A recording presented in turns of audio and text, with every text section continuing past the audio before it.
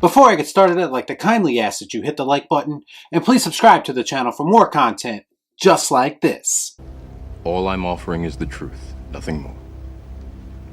So Wonder Woman director Patty Jenkins appeared at CinemaCon last week, and she let her true feelings be known as it pertains to the relationship between streaming services and film. As someone who regularly lets his feelings be known about the very same subject, I can appreciate that.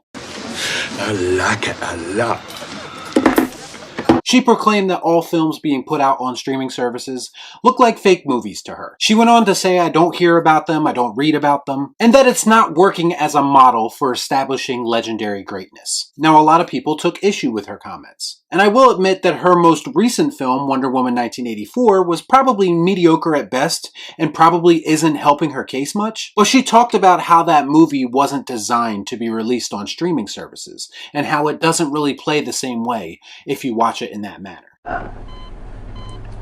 Why? She clearly states that she makes movies for the theater experience. So there's a lot to unpack here, and I have to say personally, I really enjoy the theater experience. And I love the fact that Patty Jenkins is fighting to keep that alive. And she's correct in saying that some movies just don't work at home. I usually point out James Cameron's Avatar as a good example of that. It's a visual spectacle that should be viewed in an IMAX theater. Watching the movie in that environment was part of the experience. But if you watch that movie at home, it's very forgettable in my opinion. I don't care!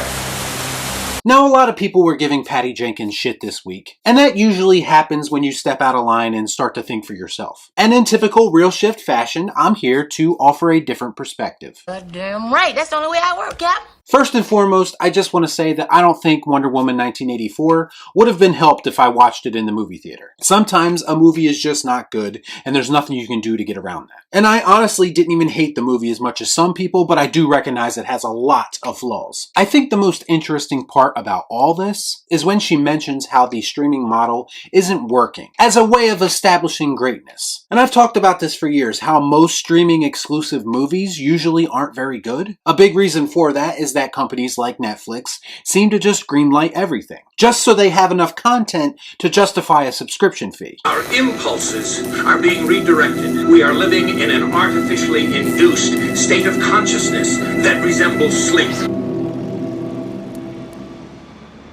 That doesn't really inspire confidence and quality to me. To me, it's more about quantity with streaming services. Here's a good example. Back in 2018, Netflix released a movie called Bird Box. I'm sure many of you remember at least hearing about it. It was kind of made into a big deal for some reason. And I think the biggest reason was that it was on Netflix. It was convenient and everyone could easily watch it. This is something I like to call the Netflix effect. It was a very mediocre film that got more attention than it deserved, simply because it was on the biggest streaming service in the world. That makes sense. Let me put it this way. If Bird Box was released in theaters, no one would have given this movie a second thought. Nowadays, it seems like content gets attention based on its trending status on Twitter and not based on its quality. And I kind of feel like that's exactly what Patty Jenkins is referencing. Of course, you have exceptions, like when major directors like Martin Scorsese or David Fincher decide to team up with a streaming service and put out a film. But if you factor in the huge volume of movies that are being released on these services and compare it to how many of those movies are actually worth watching again, it feels like a less than flattering ratio. That is one big pile of shit.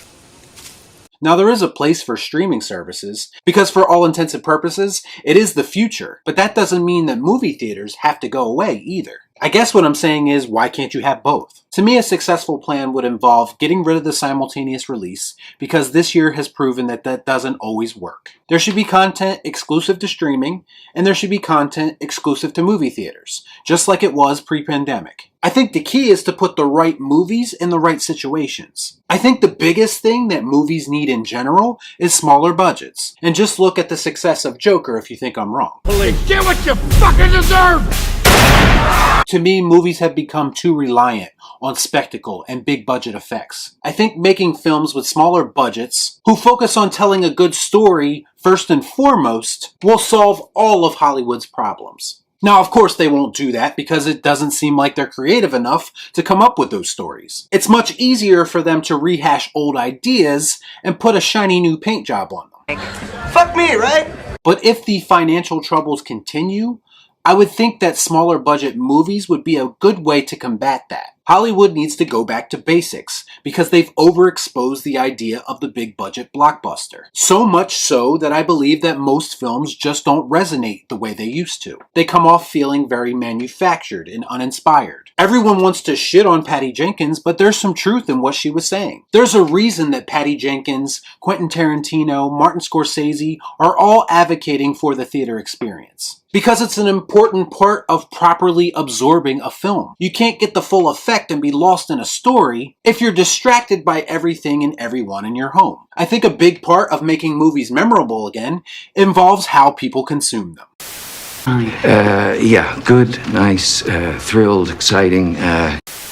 So let me know what you thought about all this in the comments down below. As always, please like, comment, share, subscribe to the channel.